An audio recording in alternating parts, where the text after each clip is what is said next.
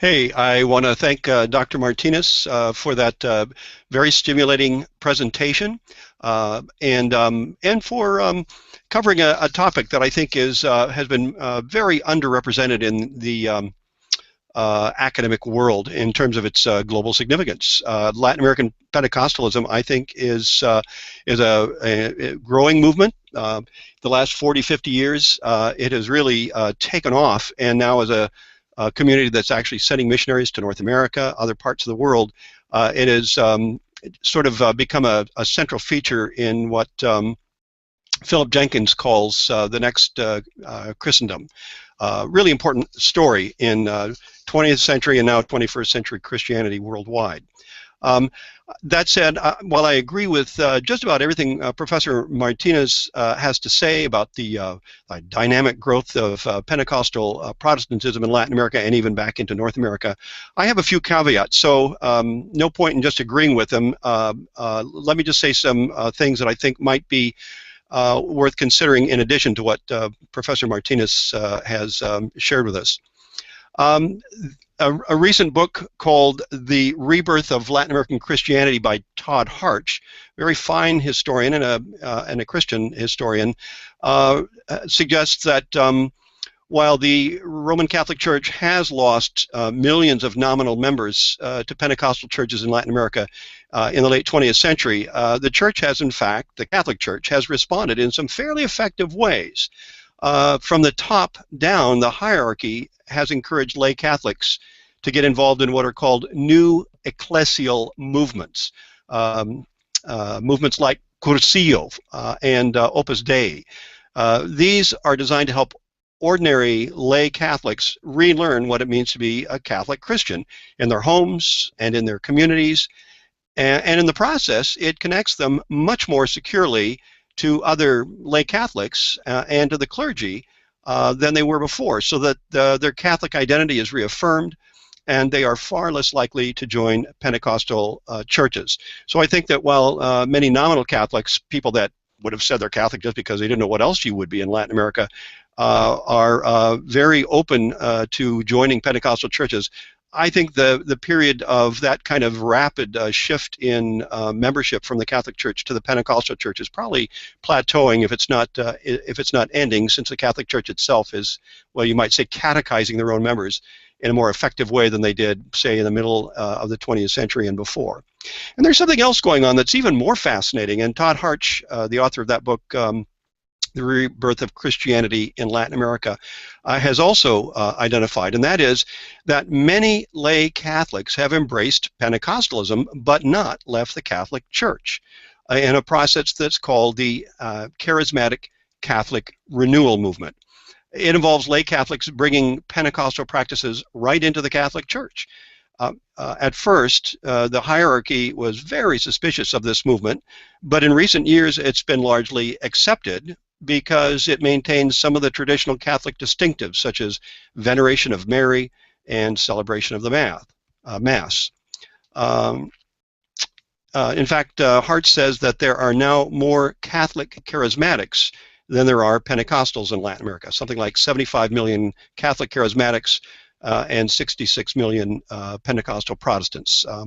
Don't know for sure about those figures, but he seems quite confident about it, and it seems plausible to me. So that's one caveat. The challenge of Pentecostal Protestant church growth in Latin America has not just eroded the Catholic Church; it's stimulated the Catholic Church to respond in a way that is actually quite constructive and is making Catholics less nominal, and I think arguably more Christian than was true in times past.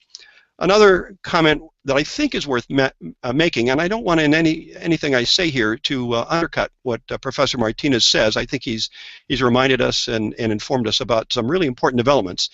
But I think it also has to be said that while Pentecostal churches are growing very fast because they don't allow themselves to be bound by man-made structures, some churches and leaders in the movement could use some man-made structures.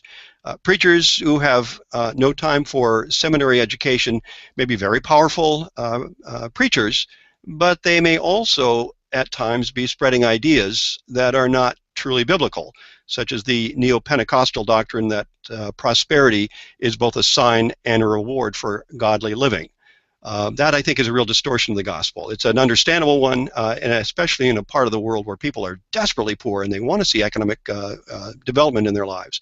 Still, you have to be careful about assuming that wealth is a sign of godliness. We know all too well that there are other ways of gaining wealth than by living a godly life, and that many people in poverty are, in fact, very faithful Christians, and yet they remain poor. Moreover, structures of accountability are not just roadblocks in the way of evangelism, they're guards against financial irresponsibility and autocratic leadership.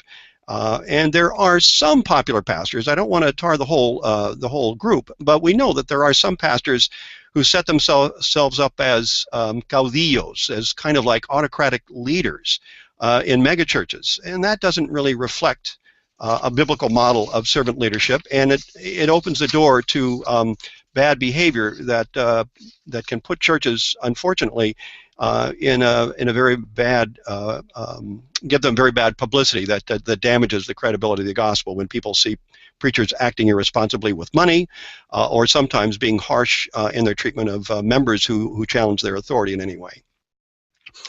And I would also like to say that while it may be fair to criticize mainstream churches and even the Catholic hierarchy for being weak when it comes to evangelism, I think there's a lot of truth in that.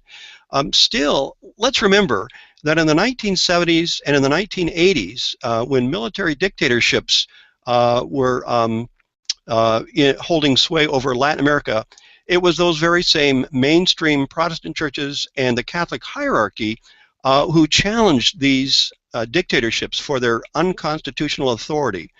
These courageous Christians who battled for human rights and economic justice were called communists, and many of them were imprisoned and many of them were murdered. And yet it was a very courageous thing to do, and I dare say it's one of the more glowing chapters in the history of Christianity in Latin America.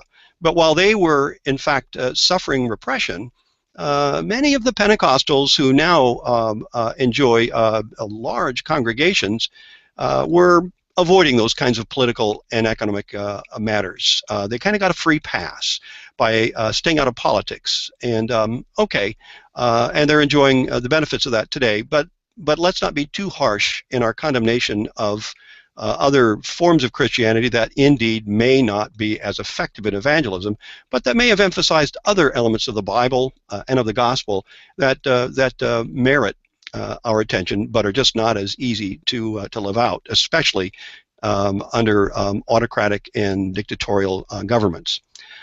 And finally, I think we have to be just a bit careful about church membership statistics, especially in Latin America. It is certainly the case that Pentecostal churches have gained many, many members, millions of members in the last 40 years. What we don't know is how many members have left during that time. It does appear that there's a fair amount of churning going on in which people join and leave several churches over the course of their lifetime. And there seems to be a small but growing number of people who are unaffiliated with any church, Protestant or Catholic, and that's fairly new in Latin America, where traditionally everybody was a Catholic, even if it didn't mean a whole lot. It means a lot more to be a Protestant now. It means a lot more to be a Catholic now. But because the demands, the expectations of being a faithful Christian are better articulated by Pentecostal pastors and by Catholic priests and nuns, I think there are more people that decide maybe I'm really not up to those demands. And so you see a growing number, small but growing, of people that are just unaffiliated. And are honestly not part of any church. To sum it up, I think it's abundantly clear that there has been tremendous growth in the Pentecostal churches of Latin America, and not only in numbers, but in influence, such that they are now sending missionaries to North America and all over the world. And Professor Martinez is very much to be commended for bringing that to our attention, because it's an undertold story. It's just now kind of breaking out into the academic world. These Pentecostals are doing a terrific job of evangelism, and in the process they put North American evangelicals and mainstream Protestants to shame. At the same time, I think that the health of the church is not just a matter of numbers. There's also the matter of wise Bible preaching and courageous prophetic witness, and of course, daily fidelity to godly living. And I would add ecumenical fellowship that recognizes and works with Christian brothers and sisters in other branches of the church, even if we're not always comfortable with their approach to preaching the gospel or conducting ministry. In those areas, I think that there is still room for all of us to grow. Pentecostal believers, charismatic Catholics, evangelicals, mainstream Protestants, let's all see Christ as the head and ourselves as members of the body. And then I think the church will truly be making excellent progress.